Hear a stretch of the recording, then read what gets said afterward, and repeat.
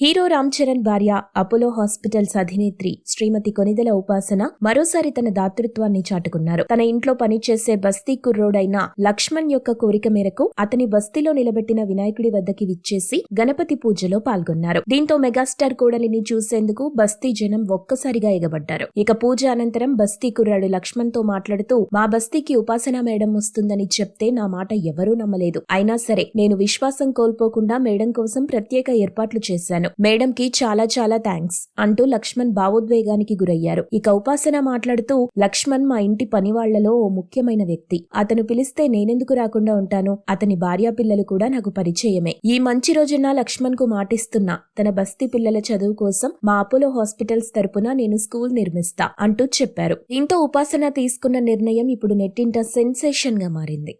మీరు ఇలాంటి interesting news updates మరిన్ని తెలుసుకోవడానికి ఇప్పుడే మా ఛానల్ ని లైక్ చేయండి, ఫాలో చేయండి, సబ్స్క్రైబ్ చేయండి.